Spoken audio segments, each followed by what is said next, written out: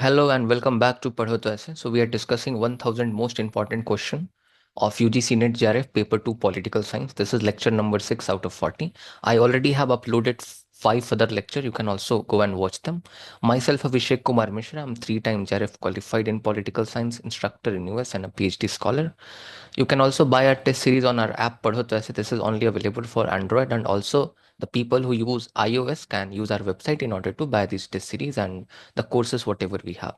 So we are discussing Western political thought question. In first 3 lecture we have discussed about the political theory, all the political theories. In these 3 lectures we are going to discuss about the Western political thought. So there would be total of 75 question of Western political thought. Let us start with question number 1. So question number 1 is, which of the following is central to the Plato's Republic? So what was the main idea of Plato's Republic? Advocacy for the absolute monarchy as the best form of governance, the concept of philosopher king as the ideal ruler, a critique of democracy as a perfect system of government, separation of power within the political framework. So Plato's Republic is talking about the philosopher king. The rule of philosopher king is the best suited rule. In nutshell, I could say the Plato was just saying that the people who are well qualified and educated, they must rule a society. If people with a lot of knowledge is ruling the society, then only the society is going to flourish, then only it is going to grow. In fact, today also, this is equally true. Who should rule the society? So, nowadays in democracy, what happens? So, the person who is getting the maximum number of vote, the highest number of vote, they are ruling. But that person may not be that wise that they would be capable to rule the society. So, this is what the Plato was talking about. So, it is not about how many people favors you or support you. It is about your strength, your capability. Are you capable enough in order to rule the society or not? This was the concept of philosopher king. Okay. So, he supported the rule of philosophy. So, like Plato is very famous. I hope you already know about him. Now, let us discuss this question. We have to match each thinker to their books. So, let us start talking about Aristotle. Aristotle wrote the book called The Politics. Saint Augustine, he is associated with book called City of God. He also gave the divine right theory of king. This is also important. Machiavelli wrote the book called Prince. Also, Machiavelli is associated with some of the concept as fortune as women is one of the concept, dual morality is the concept, a lot of concepts are there. We have already discussed in the previous lessons. Also, Thomas Hobbes is very famous for his social contract. Leviathan is the book written by him. Also, the supreme sovereign is the Leviathan, which was the name termed by the Thomas Hobbes. So this would be the option. You can match the option like which would be, like fit over there. Let us go to the next one. Who introduced the idea of email? So the idea of email was introduced by Jean-Jacques Rousseau. Email is nothing but a child who should be educated. So Rousseau was advocating the education which would be close to the nature. We are not learning about any practical things. Our knowledge is just bookish, our knowledge is just monotonous. But Rousseau didn't favor that. Rousseau said that it is very important to develop the passion within the human beings. So nowadays the education system is just inculcating the reason within us without any passion at all. We have no humanity, we have no sympathy for other, no pitiness for other, no compassion for other, and it is lost because we are away from the nature. We should, like we should be harmony with nature. When we are in harmony with nature, then we can learn how to care other, then we can inculcate humanity, compassion and empathy for others. So this is the main purpose of the education system, what the Rousseau advocated for. And Emile is also the name of his book, in which he talked about a child, a student, that is also called Emile, where he has to be educated. Okay, so this is the concept what you need to understand. Now let us go to the next question, question number 4. Now let us discuss this statement about Edmund Burke. So Edmund Burke is known as the father of conservatism. He supported the gradual change in the society. He was never in the favor of any revolution at all. He also criticized the French Revolution because any radical transformation in society is not actually good. And whatever he said, that was true as well, because if you see the French Revolution, so French Revolution was not that success.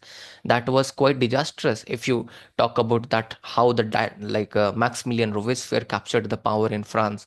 After that, the Directorate captured the France. Directorate was the group of five people who was ruling the France after Maximilien Robespierre. And among that directorate, there was Napoleon Bonaparte. Napoleon Bonaparte later on captured the power. So the revolution at the end led to the dictatorship. So whatever the revolution you saw all over the world is nothing but it contributed to the dictatorship. Whether it is the communist revolution in China or any revolution in North Korea or Russia, maybe. Okay, so this is what the Edmund Burke was talking about, that if you are doing any revolution or the radical change in the society, it will lead to the dictatorship. This is also what, he was trying to tell. Okay, now let us understand. Burke supported the gradual change and tradition over the radical reforms. He viewed the French Revolution as a necessary step towards liberty. Burke emphasized the importance of social hierarchy and order. So obviously he didn't supported the French Revolution. He was against the French Revolution, and here there was debate between his contemporary, whose name is Mariel Stonecraft. Mariel Stonecraft was in the favor of revolution. She was radical. She was a feminist. Actually, she was a liberal feminist. But at that time, what her thought was is termed to be radical, because a woman who is supporting a revolution, that is a radical thought in itself. But talking about the different strand of feminism, she belonged to the liberal feminism. She is called as the mother of the liberal feminism. Right? That is important point. So second option is wrong. The third option is correct, that he supported the social hierarchy and order. So therefore 1 and 3 is the correct answer. Therefore option number C is the correct answer for this question. Let us go to question number 5. Now, there are different kind of socialism. What is socialism? Let us understand. Socialism talks about the dignity of society. Socialism gives more importance to the society. According to socialism, the individual must work in the favor of society rather than the society working in the favor of individualism. Like the individuals, I mean. So how to achieve the dignity of society? How you are going to give the more importance to society? So there could be a many different method in order to achieve the socialism or the dignity of society. So there are three different strands of socialism. There is utopian socialism, there is evolutionary socialism, and there is revolutionary socialism. They all have the same purpose. The ultimate aim is order, like they all want to establish the socialism. That means the dignity of society. They treat society as an end. But their methods are different. That's why there are three different strands. Talking about utopian socialism, it is called utopian because they were saying that we should appeal to the consciousness of the capitalist people. We should request the capitalist that when you are exploiting the poor people and the society, that is not good actually. And therefore, a time will come when their heart will change, when their consciousness will change. And then that would be the point when the socialism could be established. But this is a utopian idea. When you are you are just going and requesting the capitalists are not going to change their heart. Their consciousness is not going to change at all. Like how the people are actually, the request and things like does not work that effectively. So this is what the utopian socialism is all about. Talking about revolutionary socialism, it advocated for the violent method, and revolutionary socialism is nothing but Marxism, and communism is a stage in the theory of Marxism. So therefore Marxism is nothing but a type of socialism depending upon the method what he is advocating for. Karl Marx. Again, there is evolutionary socialism. There are different strands of evolutionary socialism. There is revisionism, there is Fabian socialism, German social democracy. There are a lot of strands. So this is what the socialism is all about. Let us understand. So who is most closely associated with the utopian socialism? The answer would be Charles Fourier. Also remember, this guy, Charles Fourier, was talking about a kind of cooperative. He was talking about that we should make a cooperative system in the society, as you have Amul and Mother Dairy nowadays. So like a cooperative organization. Okay, that is very important. Also, there are some more thinker who are associated with utopian socialism. They are also important for you. For example, Saint-Simon, Robert Owens, these are also important. In fact, Robert Owens is called the father of utopian socialism. You can learn that too. Okay, I hope you get the point. Now, this is how, like the toppers are bought. the big institute who can spend a lot of money on advertisement, unlike us. So they actually, like how they work, like we had the highest number of, like highest percentage of like JRF student in our batch. But this is how the testimony is being taken. I also took the testimony of my student, but he asked me for the permission that can I, give a testimony on textbook. So I told, yeah, no problem at all, because he was getting 50,000 rupees and like a job of 15,000 rupees, 50,000, I mean, and also a lot of other offers. So, like what is important for me? The success of student. If he's like getting like success, then it's all right. But then also he's asking for his classmate, to enroll in our like batch. So that's good actually. This is what the respect, like what our teacher, or this is what a kind of thing what was like I was expecting. There were many toppers. They never asked me that I'm going to give the testimony or going to have a kind of interview on this particular channel. So this guy asked me actually. So I really respect him a lot, because like he might have done the same thing with me. I saw a lot of my student. I'm like, oh my god, he was my student, but he's saying that he studied from that platform. It's all right, no problem at all. I don't care about them. Okay, so let us go to the next one. So consider the following statement about the Aristotle's political philosophy. Men is Men by nature is a political animal. Yes, we are political animal. We need the society to live. We can't live in isolation. This is the point. The best form of government is democracy. That's false. Democracy actually, see, Aristotle didn't supported democracy. Aristotle supported the rule of the middle class. According to Aristotle, democracy means the rule of the ignorant poor people. He was not in the favor of the rule of ignorant poor people who do not have any knowledge at all. So therefore, he supported the rule of middle class, because middle class is a golden mean. That means middle class is such a society, such a class on which the rich people can also have faith and the poor people can also have faith. Okay, so that's very important. Also they are educated. Also a lot of qualities are there about which the Aristotle talked about. So therefore Aristotle supported the rule of middle class, and that is what he termed polity. Okay, remember my point. So therefore 1 and 3 is correct. So therefore correct answer is option number B. This would be the answer. Let us go to the next one. Who gave the concept of original sin? It was Saint Augustine who gave the concept of original sin. Now, this is a very complicated concept, so I'm not going to discuss in this one in detail. Remember, city of God and city of men. These are the two distinction which was given by him. Very important. He belonged to the medieval era. He also propounded the theory of the divine right of the king. Let us go to the next one. Who talks about the check and balances in the governance? Obviously, it is going to be Montesquieu, because the concept of check and balances is associated with the separation of power, where the power is, distributed among the different organs of government, that is legislature, executive, and judiciary. Each one of them has to do their own work, right? And they don't have to interfere with each other. So this is what the separation of power is all about. So in parliamentary form of government, there is no complete separation of power, but in presidential form of government, there is a complete separation of power, and check and balances can be found at both the places, in parliamentary form of government, also in what that is called presidential like form of government too. Let's go to the next one. Question 9. Consider the following statement about Machiavelli's political philosophy. Politics should be separated from morality. That's true. Politics and morality, they must be separated. This concept is called the concept of dual morality. The king has a different morality and a common man has a different morality. Maybe if king will be honest at some point of time, then it may harm their people.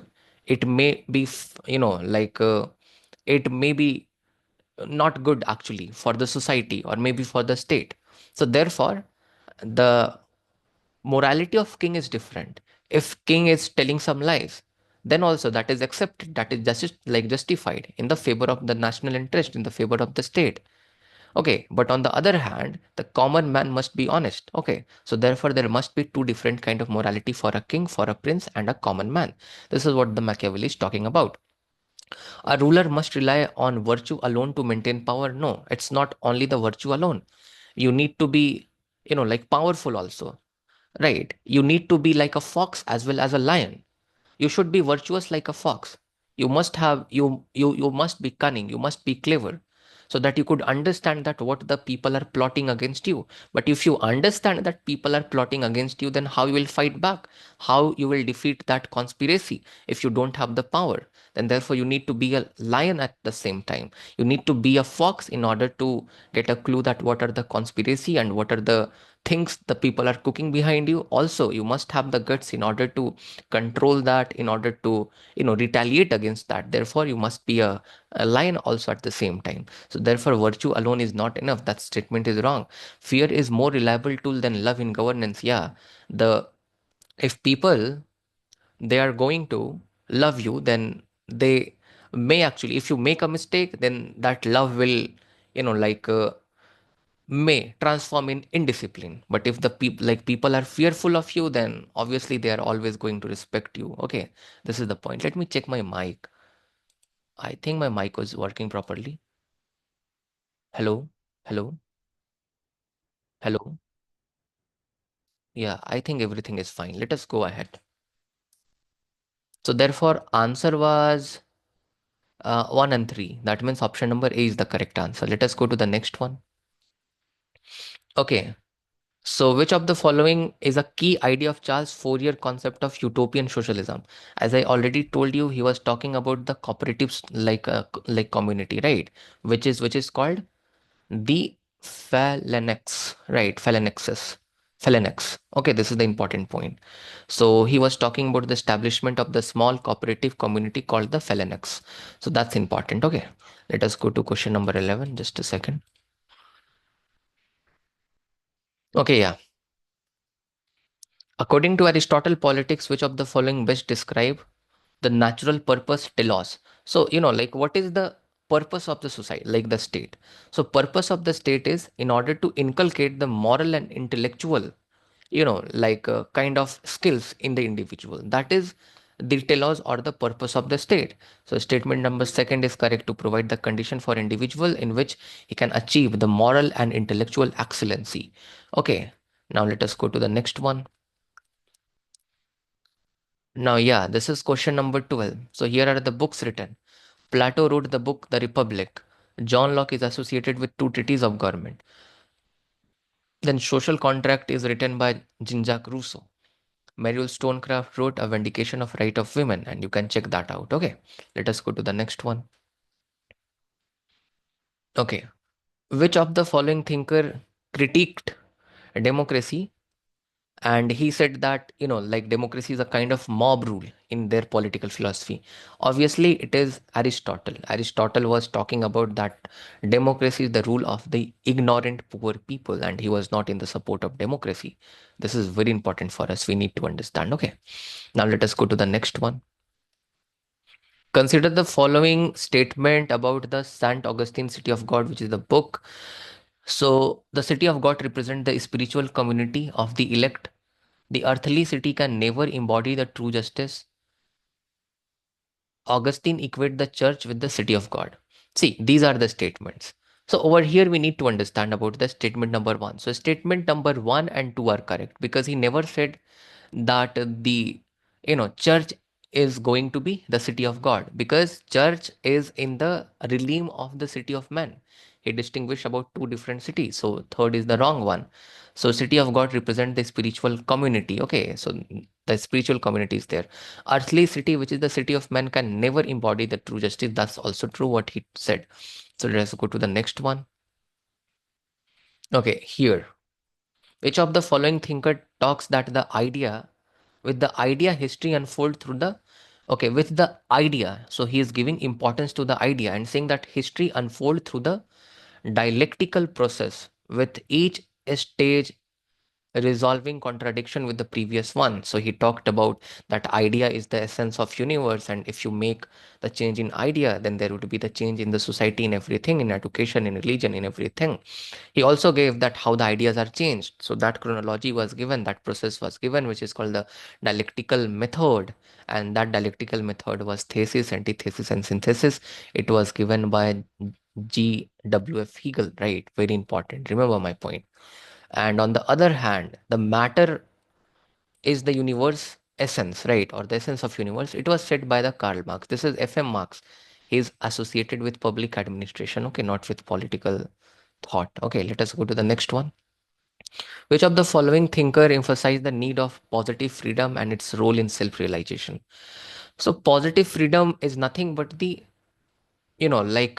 presence of internal capacity to achieve something. If you have the presence of internal capacity, then that is called the positive freedom. Negative freedom, on the other hand, is the absence of external restriction. If you don't have any external restriction, then that is called negative freedom. On the other hand, if you have the positive capability, or if you have the inner capability, the inner ability, the internal ability, okay, so that is called positive freedom. Positive freedom is very important in order to realize what you can do, right, in order to have best out of yourself. So this idea was given by T.H. Green. In fact, he's the first thinker who talked about the positive freedom. Remember one more point. Isaiah Berlin also differentiated two kind of freedom in his book Two Concept of Liberty. That's also important, positive and negative liberty. Okay, but remember one point. Isaiah Berlin supported the negative liberty. He said that on the name of the positive freedom, the state can become totalitarian, because positive freedom allow the state in order to intervene in the life of an individual. So state on the name of positive freedom could take away your freedom, take away your liberty. So therefore he was more believing in the negative liberty. You can search padho to aise positive and negative liberty, you will get a full-fledged video. From there you could understand. That video might be in Hindi, but I have explained in the proper manner. So TH Green is the answer for that. Let us understand the next one. Okay, yeah. Ideas and contribution. Mary Wollstonecraft, she talked about the feminism and the right of women. Karl Marx talks about alienation and the class struggle. Okay, now there is Hannah Arendt. She talk about the human condition. This is the book actually written by her, and also the book, The Dialectic of Enlightenment, is written by Marcus. Marcus is the same thinker who gave the concept of one-dimensional man. I also told you in the previous lectures, and also about Hannah Arendt we discussed a lot of different concepts. Okay, which thinker argued that history is shaped by the material condition and the class struggle? Obviously, it is going to be Karl Marx, no doubt about that. Let us go to the next one. Okay, Hannah Arendt view on totalitarianism. So it is necessary stage in the human progress towards equality. So with totalitarianism, you can achieve equality. Is this what the Hannah Arendt is trying to argue? Second one is totalitarianism destroy the public life and isolate individual, eroding the collective action. It relies on the democratic institutions for legitimacy. Ardent saw it is a temporary deviation in the governance system. See, actually, according to Hannah Arendt, if the government is totalitarian, if the state is totalitarian, that is going to destroy your public life. You will not be allowed to discuss in public. You would be isolated. You don't have to be in group. Also, it is going to erode the collective action. You can't ask the question from the government, because a totalitarian state could punish you, could harass you if you ask any question, right? So option B is the correct answer for this. Let us go to the next question. Question number 20.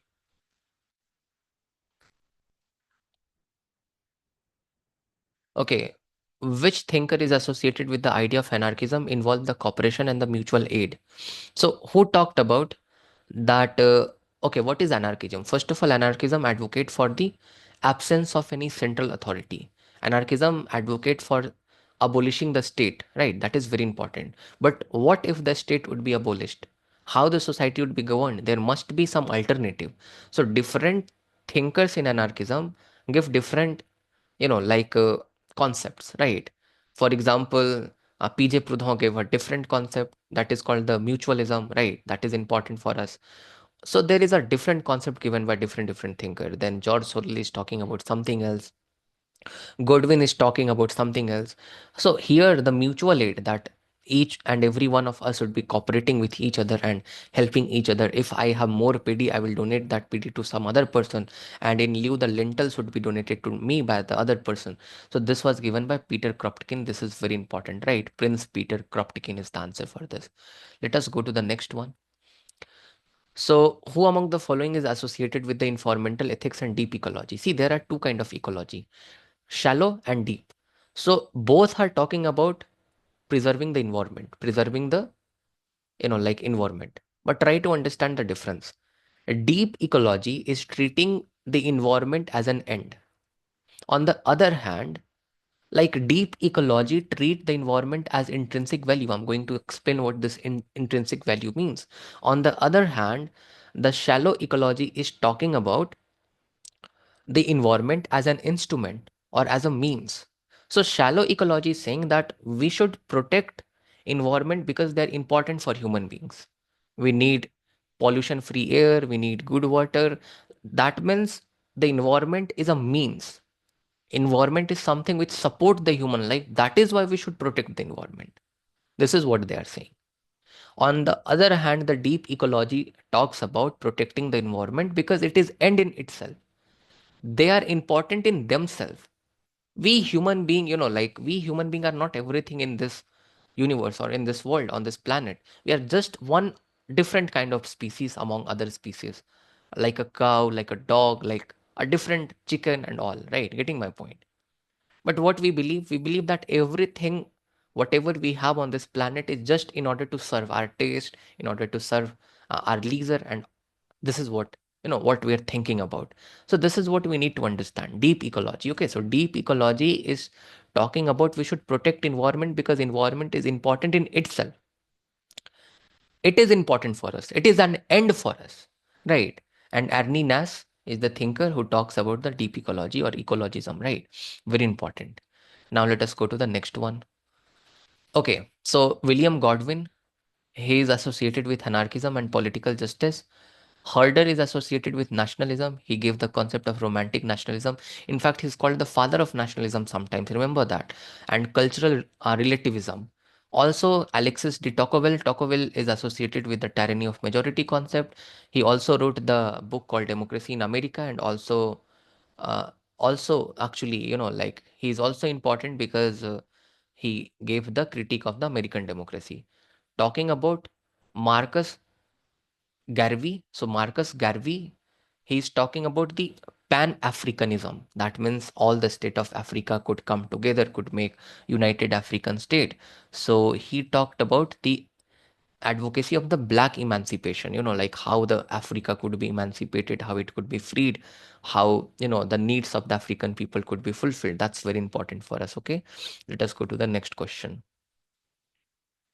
Yeah, so in America is important book written by William Godwin. Remember, sorry, what I'm saying. I read this one by mistake. By Tocqueville. Okay, let us go to the next one. William Godwin political philosophy emphasized which of the following principle? So Godwin sometime is known as the father of anarchism because he is the first who gave the theory of anarchism. In fact, he was the husband of Mary Wollstonecraft. But most often, if the question is asked that who is the father of anarchism, it is PJ Proudhon who is credited for the most time. So whenever the question will come, who is the father of anarchism, you go with PJ Proudhon according to NTA. But let me tell you that Godwin gave the concept of anarchism even before PJ Proudhon. That's the point I'm trying to make. Okay. Also, so he's associated with anarchism. So this is the answer. Anarchism is the best path to achieve the individual, like liberty and justice. That's important for us. Let us go to the next one. Question number 24. So Harder is associated with the, nationalism. So he is associated with the concept of importance of cultural identity and linguistic nationalism, right? That would be the idea. I hope you get the point. Rejection of cultural diversity. Yeah. So this is what we need to understand. Okay, 24. So B would be the correct answer for this. Now, I already taught you about this, that Marcus Garvey is talking about the Pan-Africanism and Black emancipation. So B would be the correct answer for this. And we are again done with 25 question. If you want to download this PDF, then you can go on our app, Padho To Aise. You can download that app and you could click on free PDF option. You could download that. You could also check our courses, our test series. They are best, trust me, in short duration of time. If you are going to take this, you would be, like benefited a lot. So a lot of things are there you could read over there. So thank you so much. Have a great day ahead or have a good night ahead, like depending upon when you are watching this video. Thank you so much, everyone, and all the best for your examination of UGC NET JRF.